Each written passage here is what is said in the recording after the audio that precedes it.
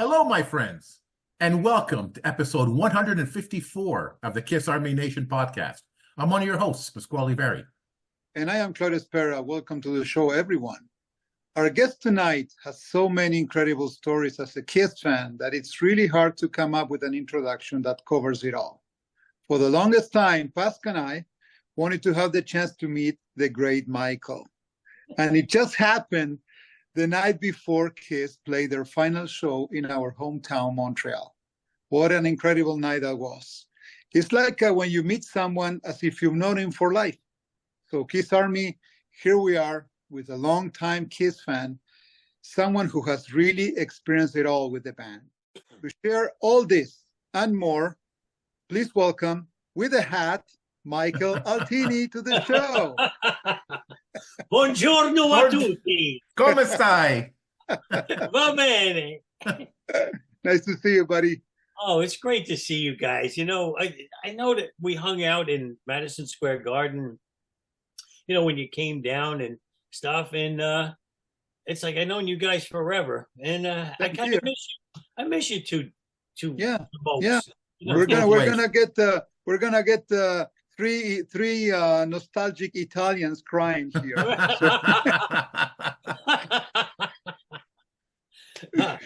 No, Mike, we had an interview last week with Alexander Johansson, and we were talking about, you know, meeting Kiss fans in our travels, but never really having an opportunity to get to know them until they come on the show.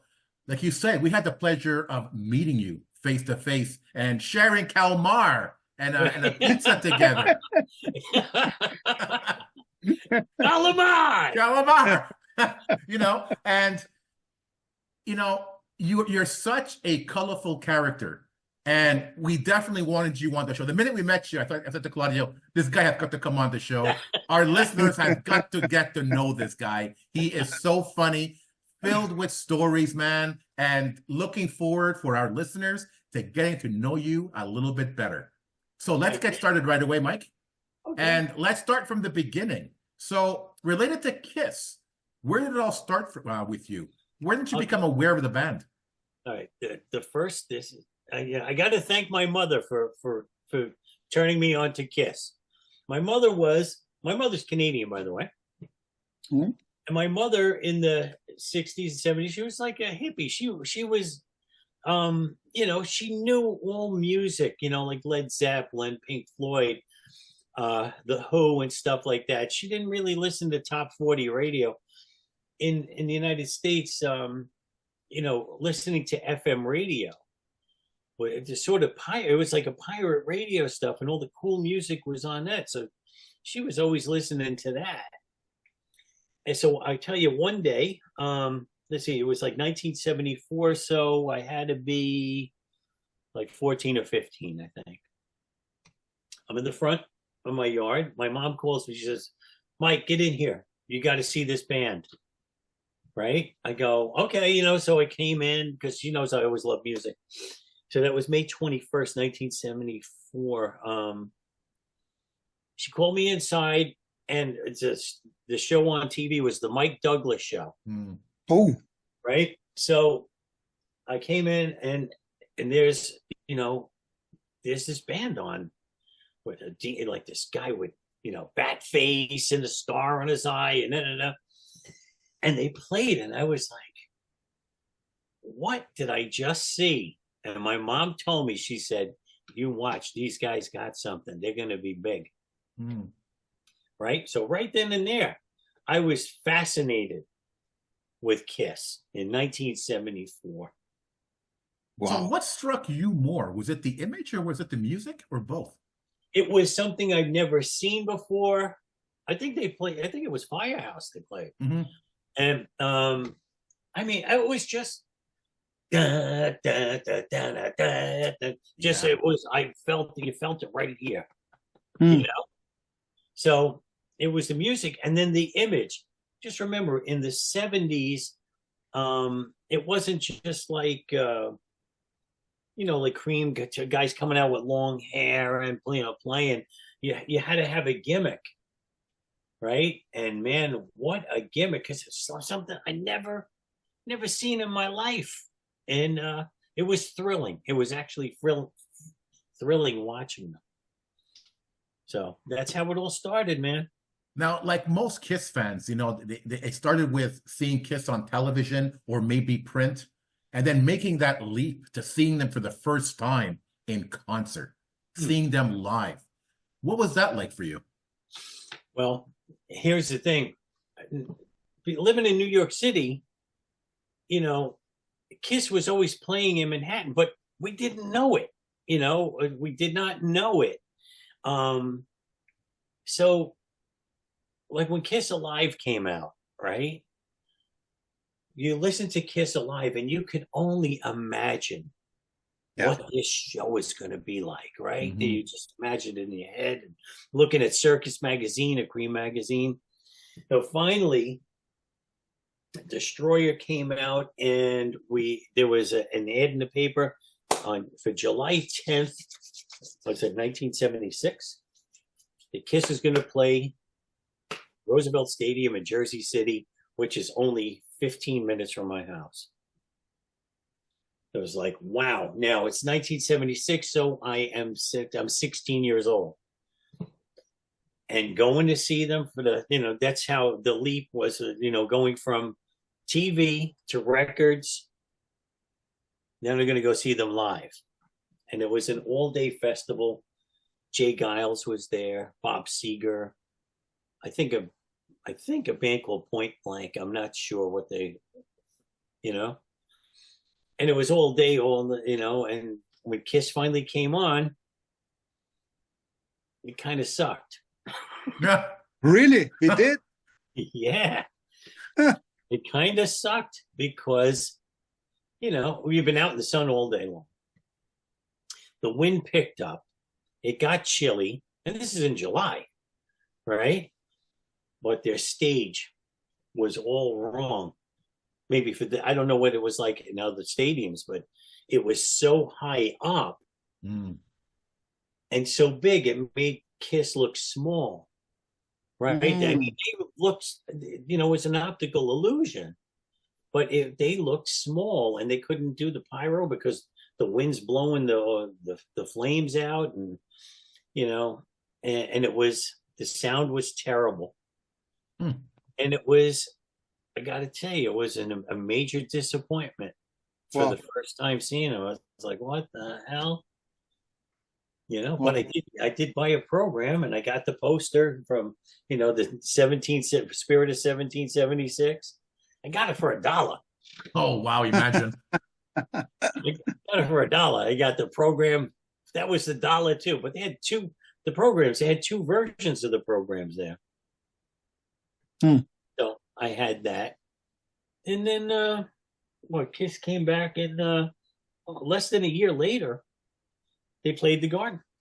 Well, let me touch on that, because, the first one, as you said, it was some kind of disappointment to you, but you were going to have your revenge, your payback of seeing them for the first time in Madison Square Garden. So how was that? That was phenomenal, right? So that's what I said right then and there. Kiss only indoors, no outdoor shows, right? I hate outdoor shows anyway. But the first time they played the Garden, I happened to just be lucky enough to sit in the load seats with their parents. I did not know that was their parents. I'm in my seat, and and I see these old people behind me, and I'm like, wow, I guess old people like Kiss too. Never thought there was a pandemic. Didn't. And I kept on going to the railing, and the security guard was telling me, "You got to sit down. I'm going to throw you out of here." Da da da. And one of the nice older ladies, I don't want to say they weren't like old, older, and she went like this. You could sit here. So I sat down, and it's like, wow, thanks, because the guy was going to throw me out. And we're talking. The band's not on yet, So we're talking, and she has a very strong, like, accent, like Bela Lugosi, you know? Right? Yeah. And she said, you like this band? Yeah. I said, who's your favorite? I said, Gene, and she's like, you're skinny. You need to eat. I said, I'm like, what? And she goes, you eat like yummy yummies, yummy yummies. I'm like, yeah, okay, lady. So anyway, Kiss comes on. Now I have carte blanche because this lady said I could stay there. And I say 2 or 3 songs into it, some guy came down and told all the old people that they, to follow them. And he said, I said, can I stay here? And he's like, absolutely. So I saw the first show from the parent seats. And I was saved by Gene's mom. I did not know it was Gene's mom. Oh my God. Circus Magazine, a few months later, says Gene and his mom. It's like that. I go, oh my God, that's the lady that saved me. What a trip. Oh my God. Yeah. Yeah. So I mean that's how cool is that? I mean, so how was the show? How was the show, Mike? It was really, really good. They overdid it. I say, like, Paul Stanley jumping around and shit, like, and you know how he does thing with his head, like his head's gonna come spinning off. But I mean, and doing that with the guitar, he's doing it like way too much. But they were so excited. You could feel the excitement of, them being there, and the show was phenomenal. I do have black and white pictures of that show from where I was sitting. And what amazed me, how tall the steps were, because it came down these steps. I'm like, how did they not fall? So I think that the coolest person that day was Ace. It didn't faze him. He was happy to be there. He was throwing picks out in the audience. He didn't overreact. If that's the right word. Or overact, I don't know. But nice, good memory, beautiful. It was actually it was a great experience, I must say. It redeemed Kiss in my eyes, and I became even more of a Kiss maniac then. Mike, we often talk to fans and they say how much Kiss has been an influence in their lives. Has Kiss influenced you in any way in your career? My career? How about in my life? All right. This is one thing that I told this to Gene Simmons. I said to Gene, you made being smart cool.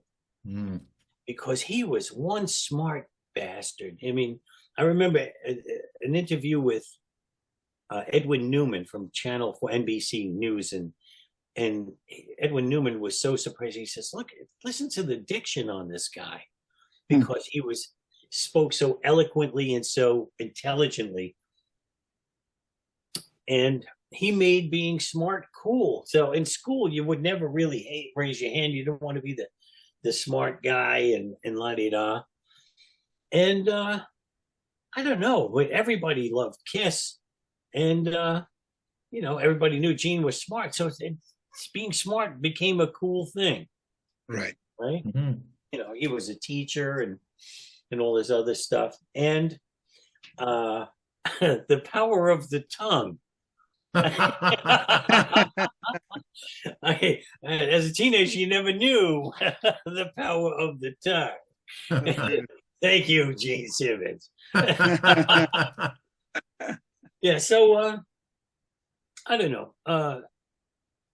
With Kiss, it became like, not an obsession, but it was definitely a part of my life. And I believed in what Gene and Paul was saying, no drugs. No drugs, no drinking. I mean, when my friends went hanging out, they would have beer. I would drink. I don't know if you guys get in Canada, Yoo-hoo. It's a chocolate drink, right? I wouldn't smoke. I didn't smoke pot, none of that stuff. That was later on when I started working for Twisted Sister. That's when I became bad. We're gonna get there. Yeah, so I stayed the straight and narrow, and it made me read more because in the interviews they would use words that I had no idea what it meant. So I'd actually have to go get out a dictionary, look up the word, and they made me become a more intelligent human being. There you go. That's interesting. That's interesting because, you know, KISS is about a philosophy that we tend to live in our own lives. And I think that you're right. KISS has made a difference in our lives in that sense. I know it has for me. Yeah. Right. And also the hard work ethic. Their work ethic is, you know, I mean, my mom's an immigrant from Canada.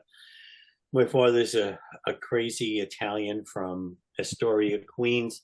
And my grandfather always had calluses on his hands.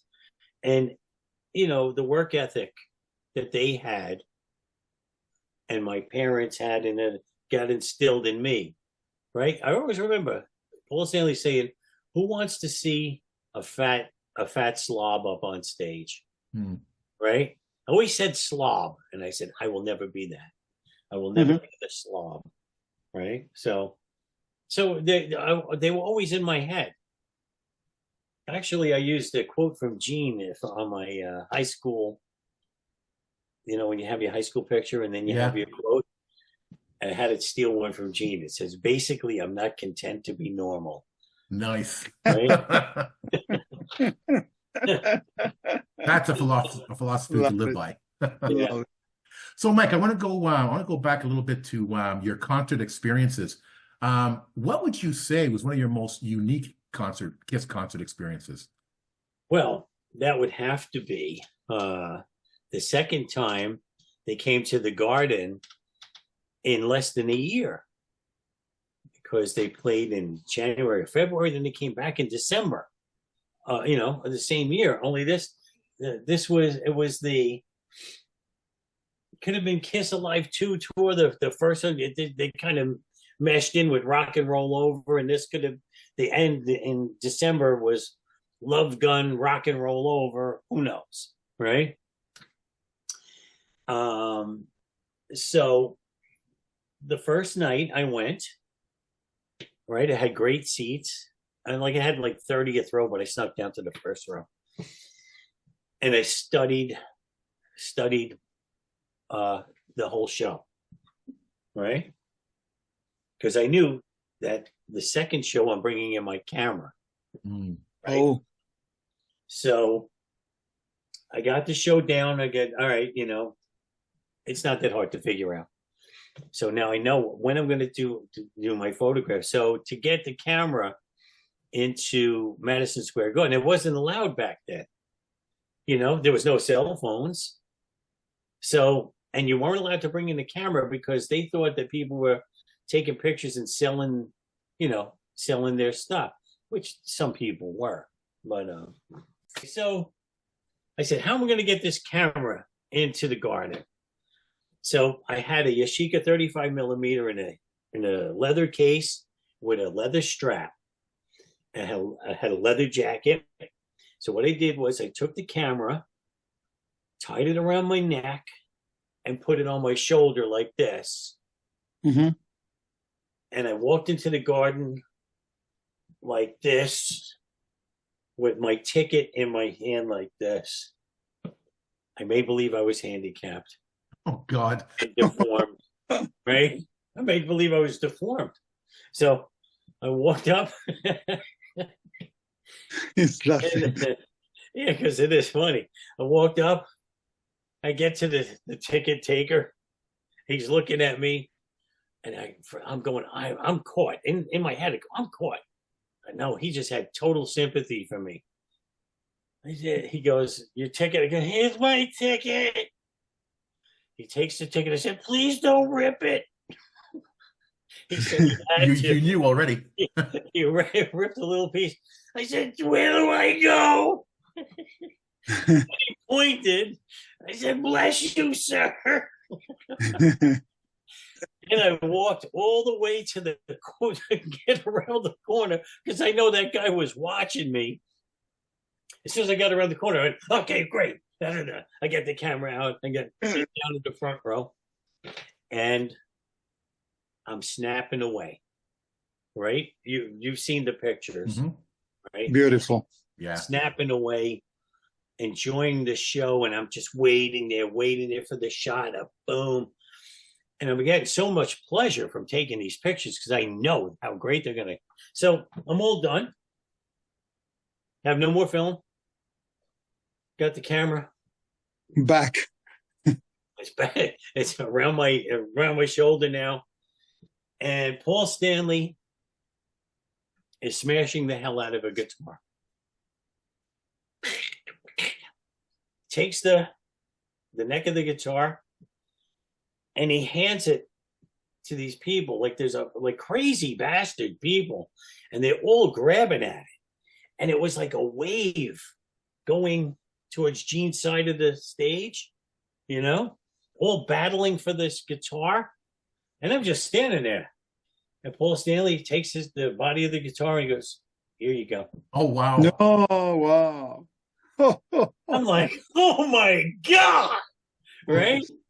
So I got the guitar and all my friends saw me grab get handed the guitar. This girl came at me with nails, and she was going for my face.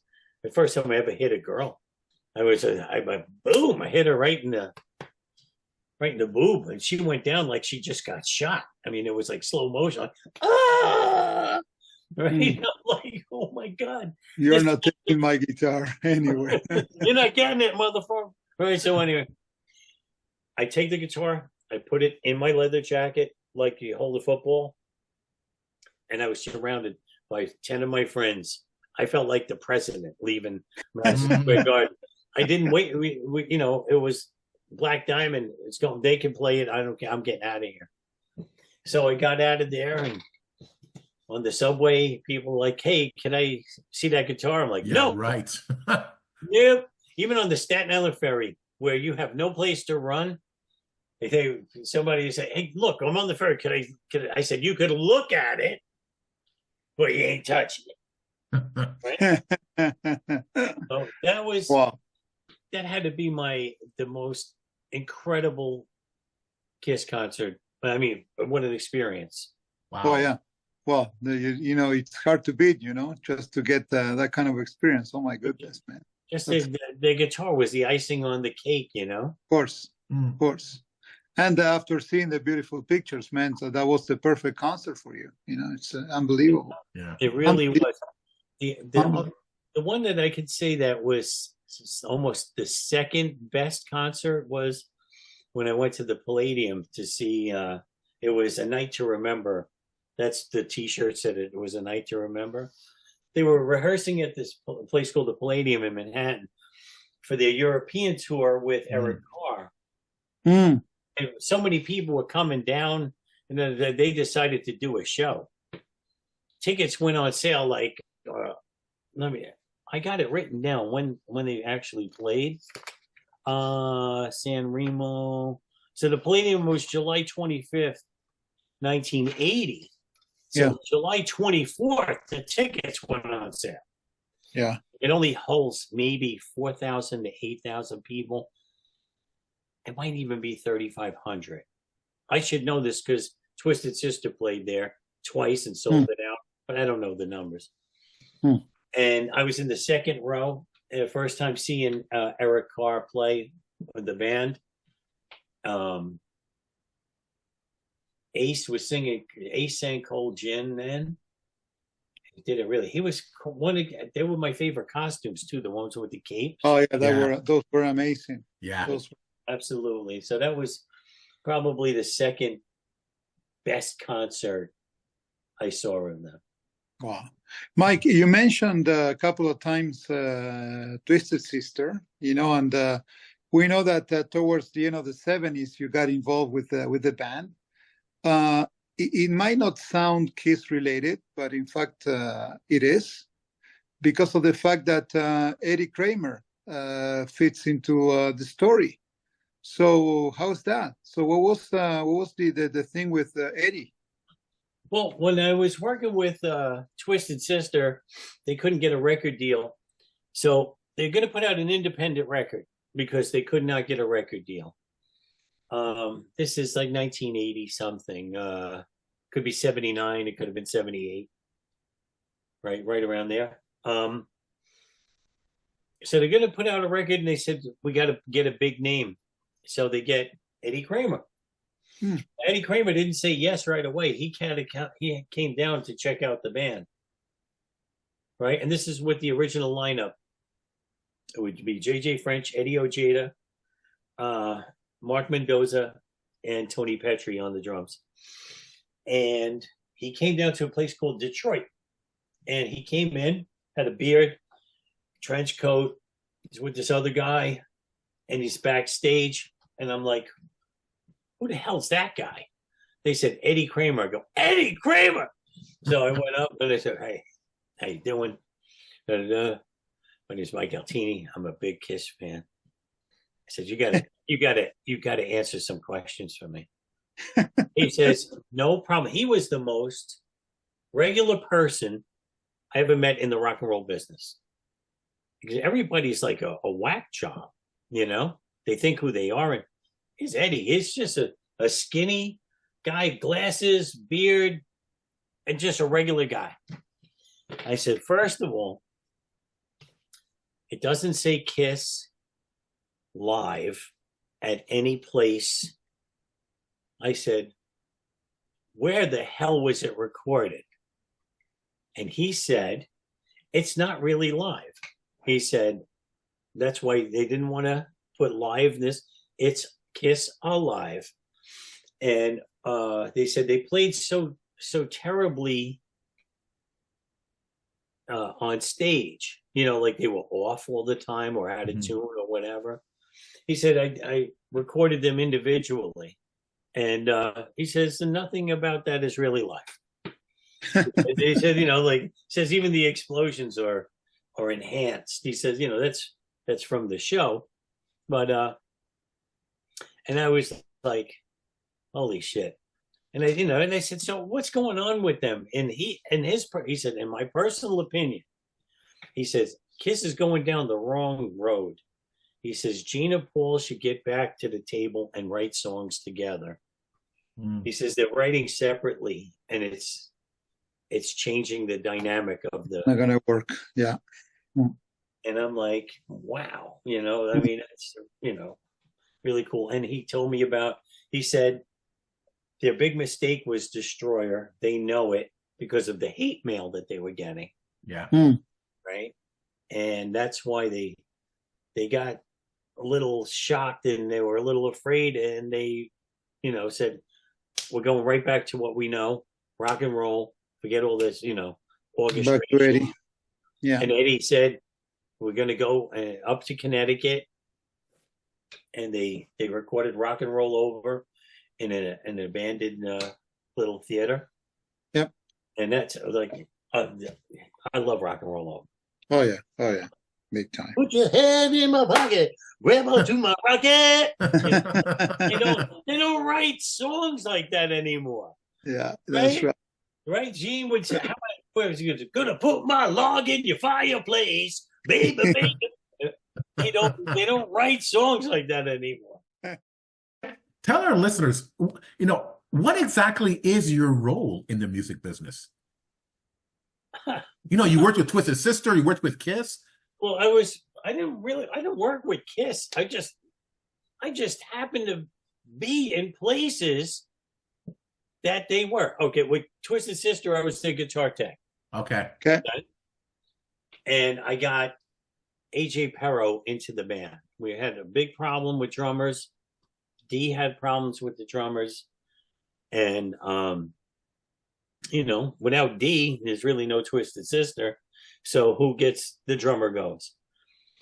And they were ready to give up. And they said, we can't find a drummer. Had this guy, Richie Teeter. He was from the Dictators. He hated D so much he didn't want. the guy from Alice Cooper, what's it, Neil Smith?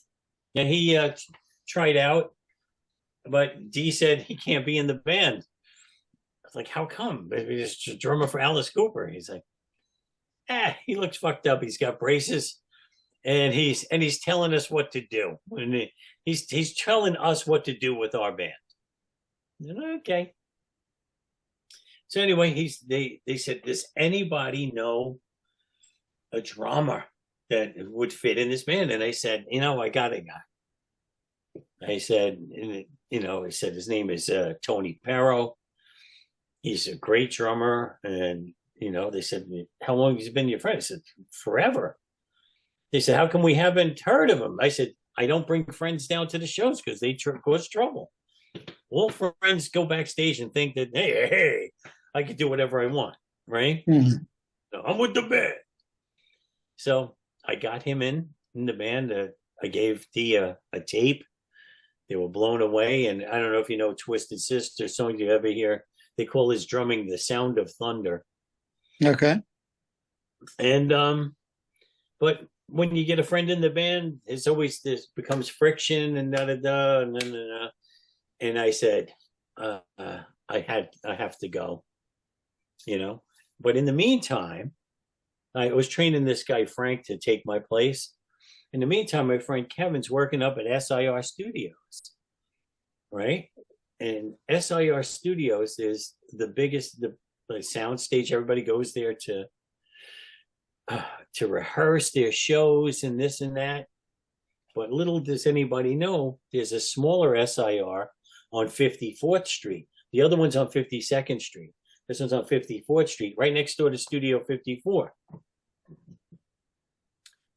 So Kevin calls me up one day and he says, you got to come up here. I go, why? He goes, Kiss is up here. I go, what are they doing? He's like, they're trying out guitar players to take Ace's place. And I was like, I'll be up there in 15 minutes. So I went up there and there's Gene, there's Paul. Gene's always dressed nice. Paul's in a jeans, cowboy boots, sweatshirt. To me, Paul Stanley was just like a regular guy back then. Now, Mm-hmm. And Eric Carr was there. And they were trying out guys to take Ace's place. And I was hanging out. I can't believe I was hanging out with Kiss, and Gene saw my Twisted Sister jacket. He's like, what's this? And I'm like, oh, I work for Twisted Sister and da-da-da. And he goes, I'm really sorry to hear that, actually he was cracking jokes, but I was so starstruck then. I was like, So anyway, so they had all these guys in there. And I think that's where they got Mark. Was it Mark St. John? Mark St. John.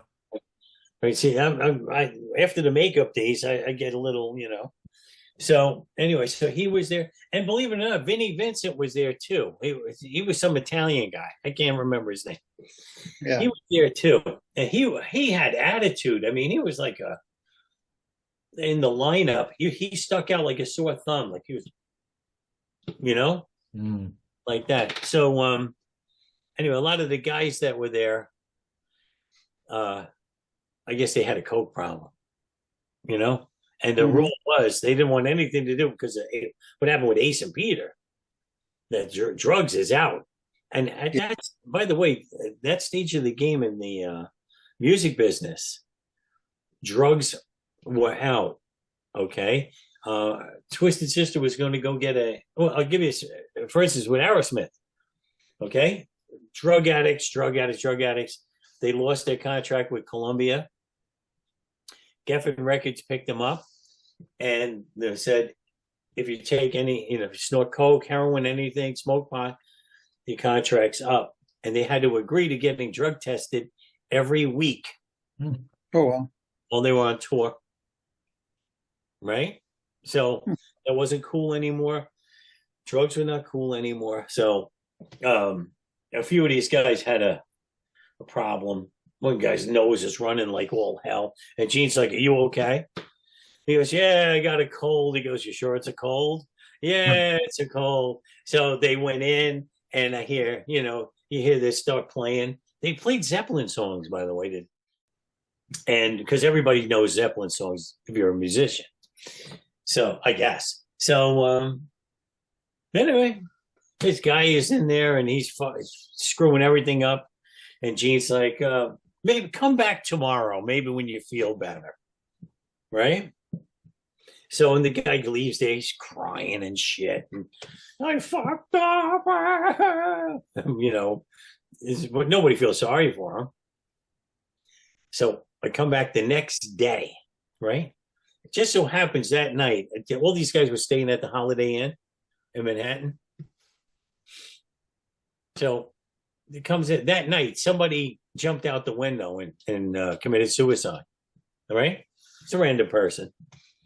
So the next day, I have the newspaper in my hand, and Gene and Paul and Eric come in. "Hi, guys. How you doing?" "Okay, blah, blah, blah." I'm going, he goes, "Hey, did you hear about that guy that jumped out the window?" I said, "Joe Smith had an audition with KISS." And he went, "What?" No. "What?" Minneapolis, Minnesota had an audition with KISS. In his suicide note, it said, "I tried to audition for KISS and they wouldn't give me a chance. This is my last chance. I'm killing myself." Oh my God. And Gene's like this. "You gotta be effing kidding me. You have to be effing kidding me. I don't believe this." And I'm laughing. He goes, "What's so funny?" I said, "I just made that up." He goes, "You are a son of a bitch. Get out." Like Ralph Cramden, "Get out." And everybody was laughing so hard that I was leaving. He goes, "I'm only kidding." I'm like, "Yeah." So the next day, so now the ice is broken, everything's cool, right? The next day, I bring up an album to get signed. I've never got an album signed in my life. I didn't know about Sharpies and nothing like that. I brought up Kiss Killers, right? And they were on Polygram then. So I said, "Hey, would you guys mind signing this?" And Paul's like, "Sure, give me it." And he looks and he shows to Gene. And Gene goes, "Where did you get this?" In a very stern, like my father yelling at me, voice. I'm like, "What?" He goes, "Where did you get this?" And I said, "I got it at J&R Music World downtown." I go, "You know where that is?" He goes, "Of course I know where that is." He goes, "I don't effing believe this." And I'm like, "What did I do now? They're gonna hate me. They're gonna hate me. What did I do?"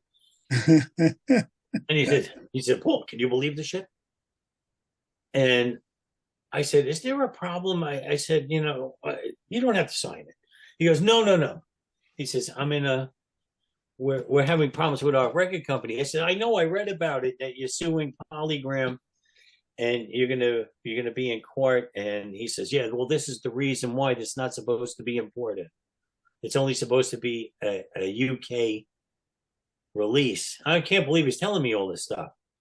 So, and I'm like, "Okay, I'm panicking. I don't know what to do." So I said, "Do you want to keep it and use it for evidence, in your trial?" And they just broke out laughing, right? And they signed it in pen because I didn't have a Sharpie, or I don't even think they were inventing that.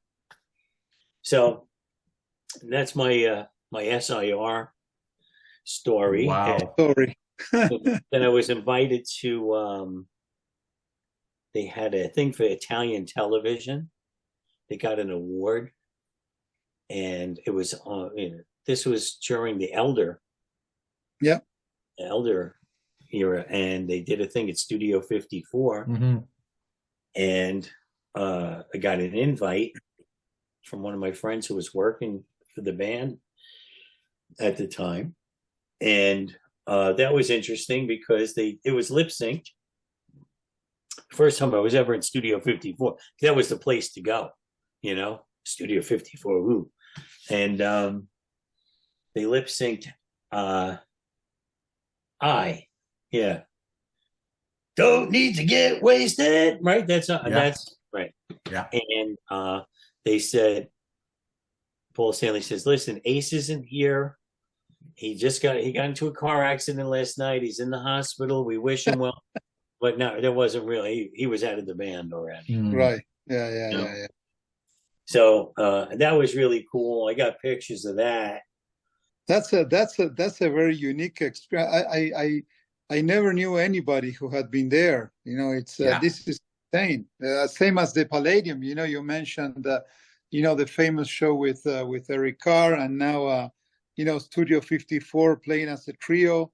That's incredible, Michael. It's unbelievable. Yeah, I went to called Live with Letterman. We have the David Letterman show. We used to have that. Yeah. And Kiss was on the David Letterman show. So we got an invite to that because after they taped the show, a select number of fans could go in and have a seat, and Kiss played like a 5-6 song show for us. Mm-hmm. But that was really cool. Nice. So talk about being at the right place at the right time. You have so many instances where you got to meet and interact with the band. It's so incredible. Yeah, and thanks to Eric Singer, I got even more carte blanche. Him and Keith LaRue. They always take care of me. So how did you and Eric get together? I met Eric, my friend Russell Danica. Mm-hmm. Right? Yeah. So Russell Danica and Eric are really great friends. And I have this other friend, Stefan Adika and Adika. And they wanted me to go on to Stefan's show and be his co-host. Of sorts, and Stefan's like, let's see how it works. We had a great chemistry, and Eric's best friends with Russell and Stefan. So with those two, that's how me and Eric, we became very good friends. I'm such a good friend. I have both his phone numbers. All right. But the funny thing is, Eric doesn't know what's going on in KISS. He's actually the last guy to know. Oh, really? He actually is. Russell knows before. Russell calls up Eric and tells him what's going on. How's that? So what's Eric doing now? Eric, right now he's laying low. He's got his house in California that, he neglected for a while. It needs a new roof and all this other, and with all that torrential rains and stuff, thank God nothing happened to his house, but he's taking care of things that he couldn't do while he was on the road, and he was on the road all the time. So he's getting that house in order. He's got things to do in his Las Vegas house. And he's got a few projects, and he says that he can't really talk about. So, all I know is he got a little chubby. He got a little chubby. Eric, if you're watching, you got chubby. Oh my God. If you see, there's a picture of him, and it's on the internet. And he's got his hair, and he's got the hat on, but his cheeks, he got big cheeks. He looks like a crazy old woman. He's gonna kill you. He's gonna kill you. There's no doubt about it. Hey, Mike, it's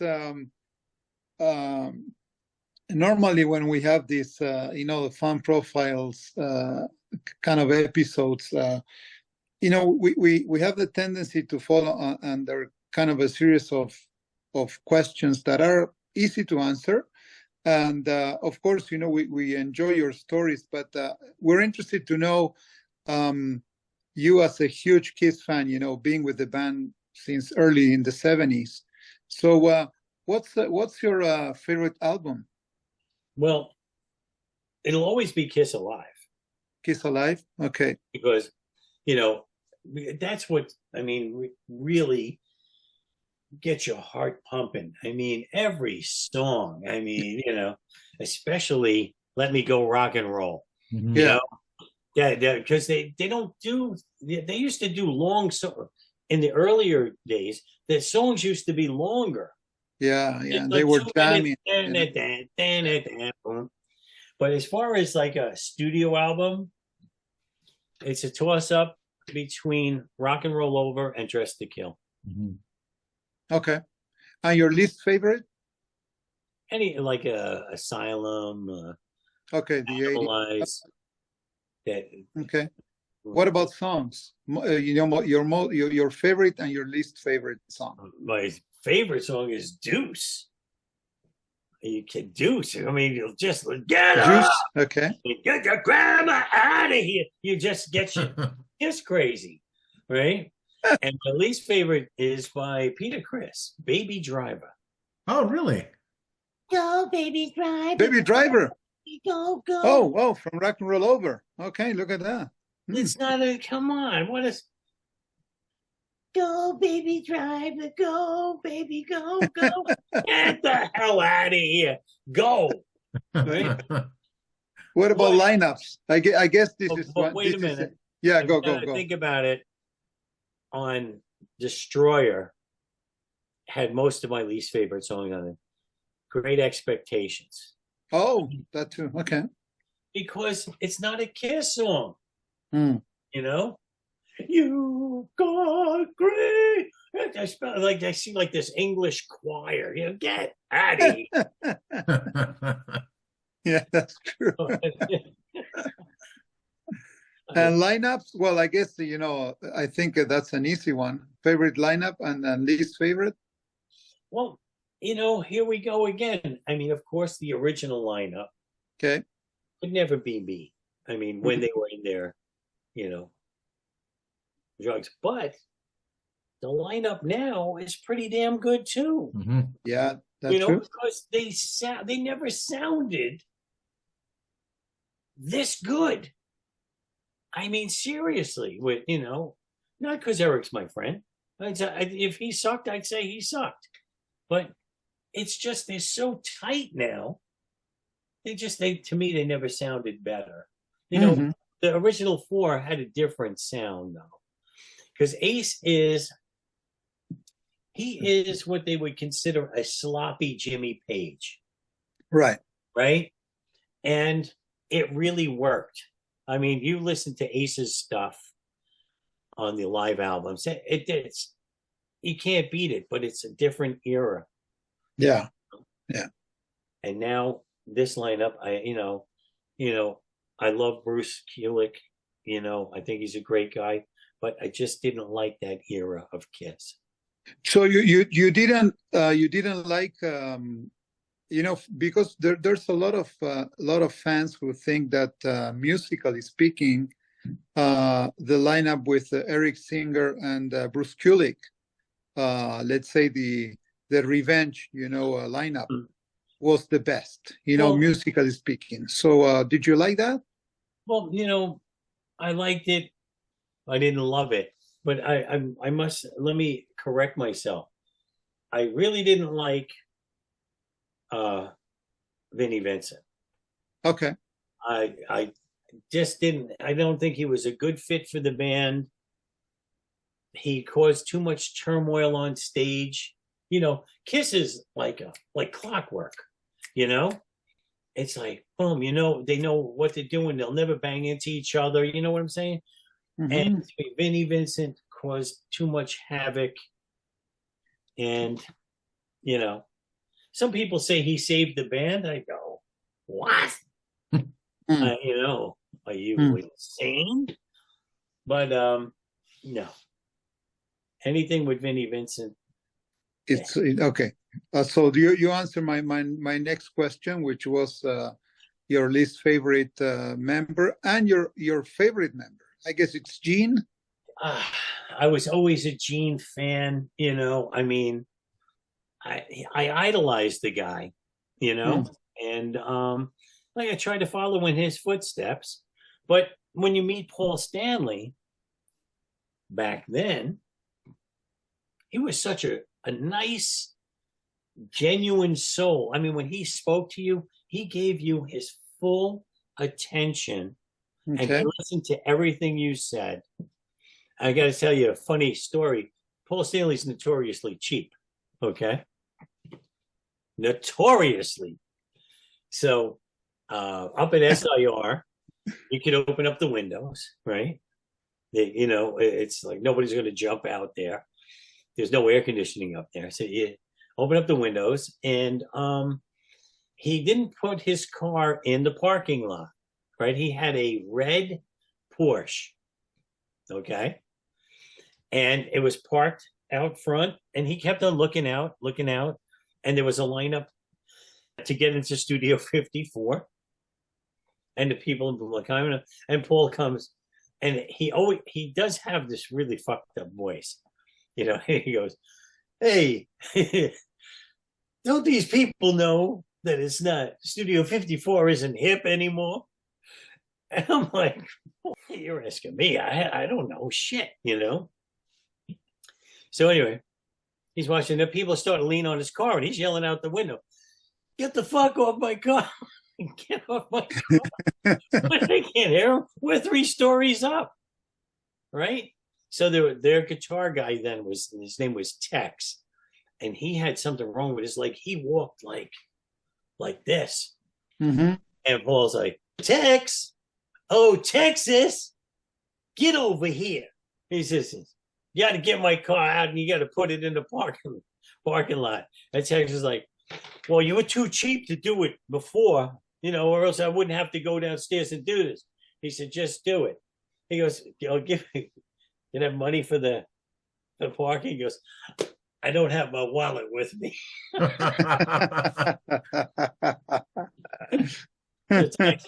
Texas like, "Come on, Mike, you want to go for a ride in his Porsche?" And Paul Stanley's like looking at me, and I said, "No, it's okay." I knew that I knew I wasn't allowed to, you know. Oh my! So anyway, so Tex put the car in the parking lot. The parking lot.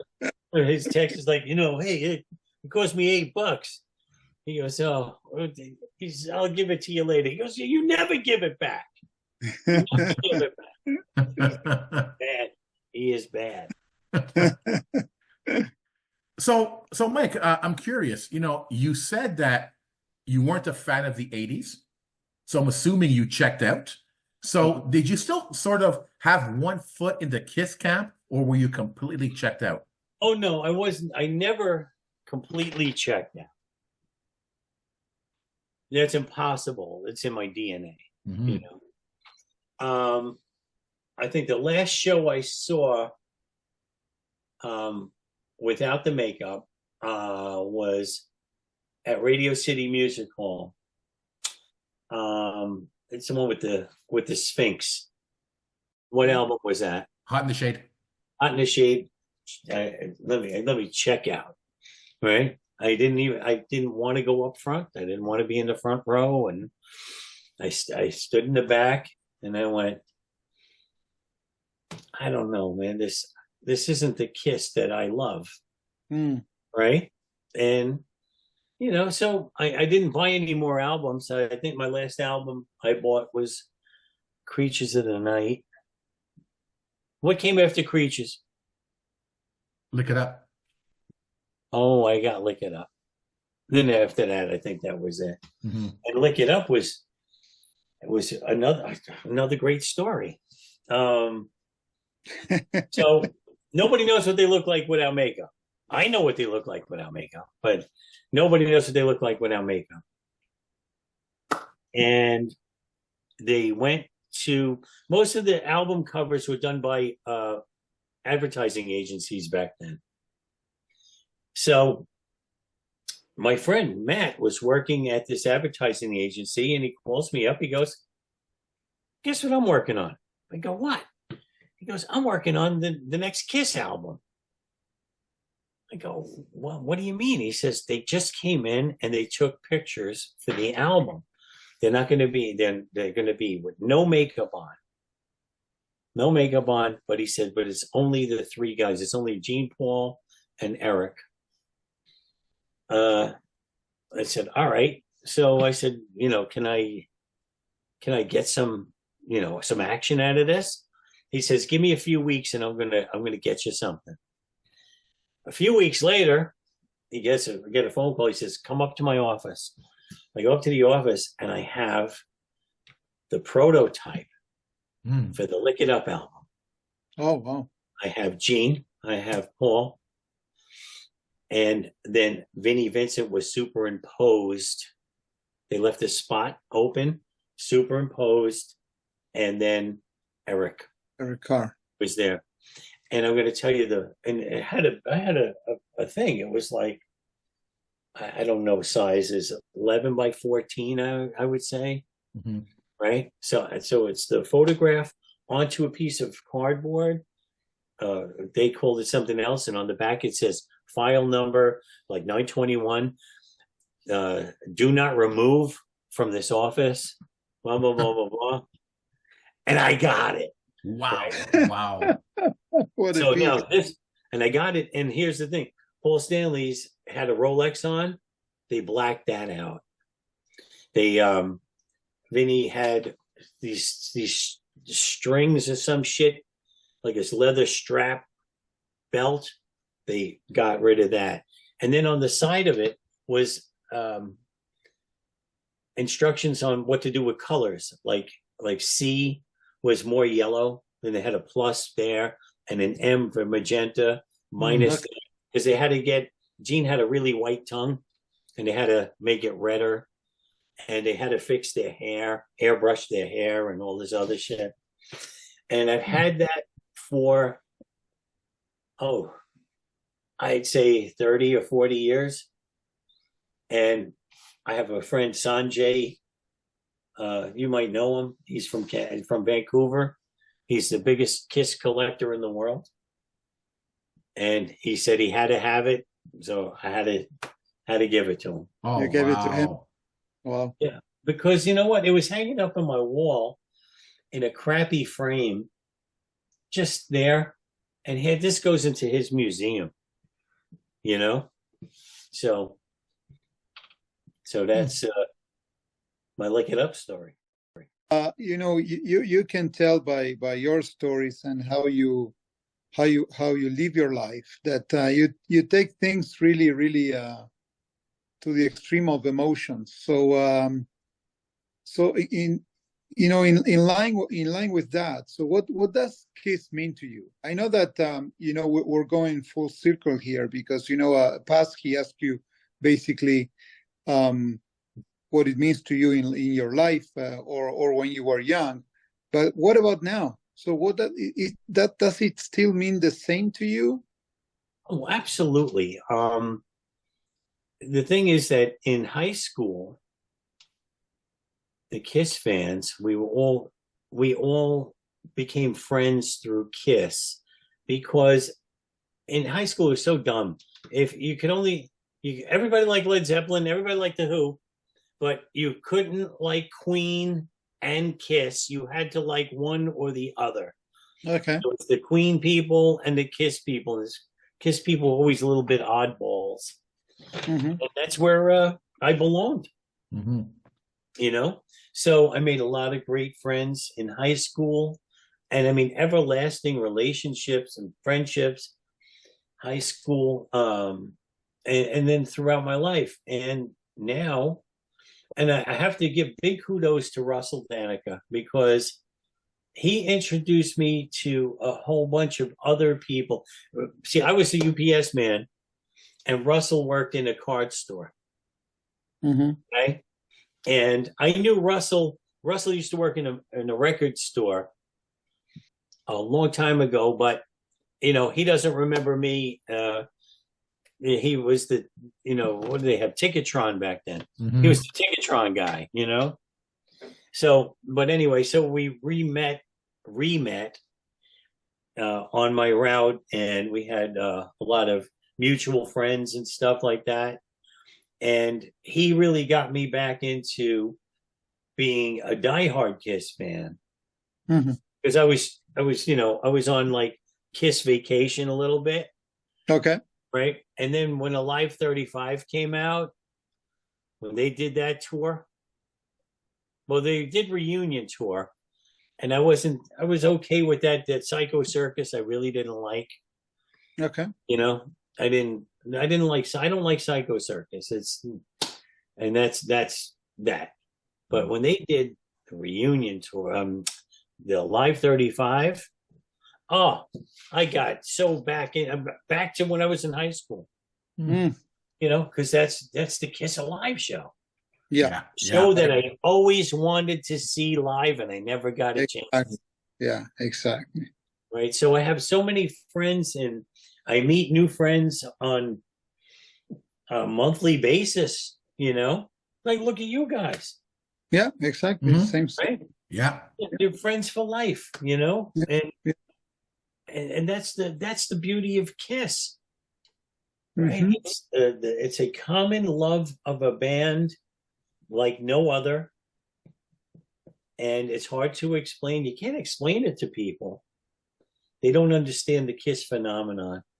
Yeah, Kiss being such a huge band, live, there's a big portion of our fandom that has to do with going to the live shows.